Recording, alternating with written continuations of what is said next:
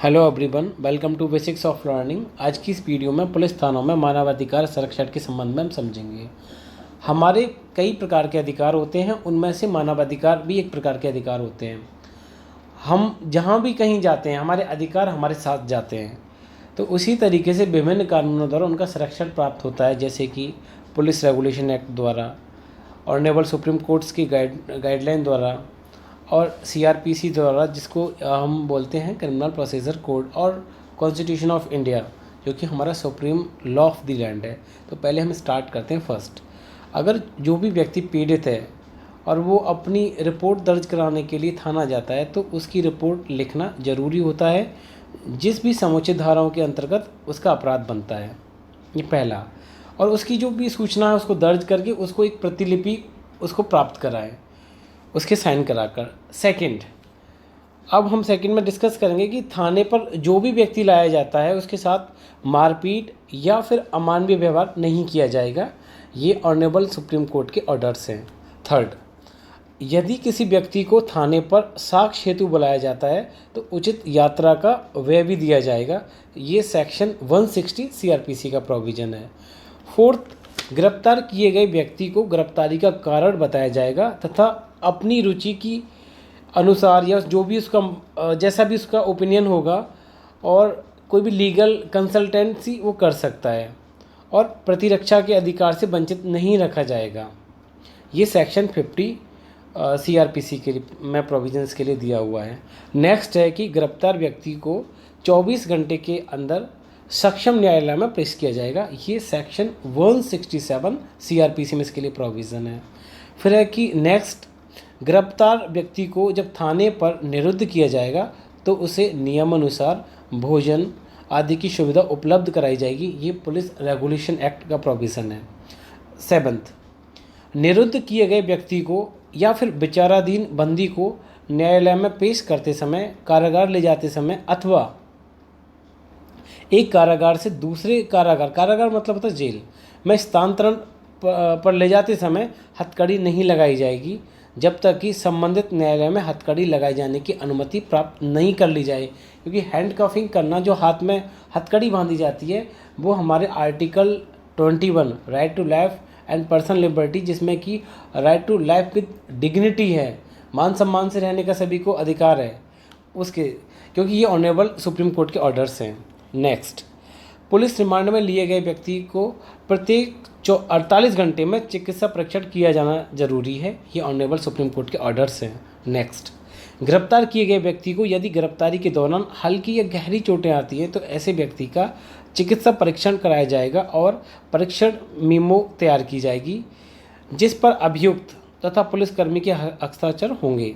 ये honourable supreme court का order है। नेक्स्ट, प्रत्येक व्यक्ति को उसकी गिरफ्तारी के बाद अपने परिचित को, जो उसके नोन है, यदि स्थानीय टेलीफोन की सुविधा है तो टेलीफोन द्वारा या फिर किसी भी अन्य तरीके से जैसे भी वो कांटेक्ट कर सकते हैं, उनको सूचना प्राप्त करा दी जाएगी। ये ऑनरेबल सुप्रीम कोर्ट के ऑर्डर्स हैं। नेक्स्ट, यदि पुलिस अभिरक्षा में किसी व्यक्ति की मृत्यु हो जाती है, जैसे हमने कुछ टाइम पहले डिस्कस किया था अपनी वीडियो में, जो जयराज और विनिक्स वाली वीडियो जो आप देख सकते हैं इसमें, तो उसकी सूचना तत्काल राष्ट्रीय मानवाधिकार आयोग को प्रेषित की जाएगी। ये भी एक लॉ है, जो ह्यूमन राइट लॉज होते हैं हमारे उसमें। यदि नेक्स्ट है, यदि किसी अपराधी से कोई बरामदगी की जाती है तो उसकी रसीद अवश्य दी जाएगी तथा कुर्क के माल की उचित सुरक्षा भी की जाएगी। Section 51 CrPC. अब नेक्स्ट है, यदि किसी व्यक्ति ने ऐसा अपराध कारित किया है जो जमानती अवेलेबल है तो थाने पर उसकी जमानत, यदि कोई अन्य कारण जैसे कि कोई ऑफेंस हम क्लासिफाई करते हैं कि बेलेबल है, जिनमें बेल ऐसे मैटर ऑफ राइट होता है, नॉन बेलेबल जिसमें वो कोर्ट का डिस्क्रिशन है कि अगर वो प्रोवाइड करना चाहें तो उसको करेंगे। तो नेक्स्ट है, पुलिस कर्मियों द्वारा, पहले हमने ये डिस्कस कर लेते हैं क्लियरली, यदि किसी व्यक्ति ने ऐसा अपराध कारित किया है जो कि जमानती है तो थाने पर उसकी जमानत, यदि कोई अन्यथा कारण ना हो तो ले ली जाएगी। ठीक है। अगर ये कई और केसेस में भी उनके खिलाफ में हैं तो वो शायद नहीं ली जाएगी, क्योंकि सभी केसेस में उनको अपना सेपरेटली बेल लेनी पड़ेगी। ये सेक्शन 436 सीआरपीसी। अब नेक्स्ट है, पुलिस कर्मियों द्वारा किसी भी व्यक्ति से पूछताछ करते समय अपनी वर्दी पर नाम पट्टी, जो नेम प्लेट होता है, धारण करना आवश्यक होगा। ये ऑनरेबल सुप्रीम कोर्ट के ऑर्डर्स हैं। अब इसमें नेक्स्ट है, किसी भी महिला को थाने पर अकारण नहीं रोका जाएगा। पुलिस रेगुलेशन एक्ट के प्रोविजंस हैं, जो पुलिस रेगुलेशन है, ठीक है। नेक्स्ट है कि थाने पर पूछताछ के दौरान आने वाली समस्त महिलाओं से अभद्र अश्लील भाषा का प्रयोग नहीं किया जाएगा और ना उनसे कोई अश्लील अभद्र प्रश्न पूछा जाएगा।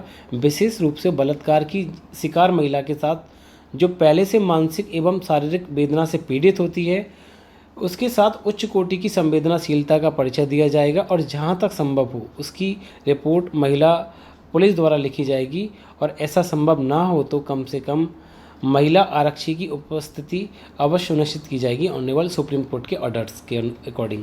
फिर नेक्स्ट है, बलात्कार से पीड़ित महिला का बयान उसके किसी नज़दीक रिश्तेदार की उपस्थिति में लिया जाएगा एवं उसको चिकित्सा परीक्षण के लिए भेजते समय उसके किसी पुरुष रिश्तेदार की उपस्थिति सुनिश्चित की जाए तथा यदि संभव ना हो तो महिला पुलिसकर्मी के साथ उसे भेजा जाए। ये नेक्स्ट, शारीरिक रूप से अक्षम व्यक्तियों के अधिकार का संरक्षण सुनिश्चित किया जाएगा। ये ऑनरेबल सुप्रीम कोर्ट के ऑर्डर्स हैं।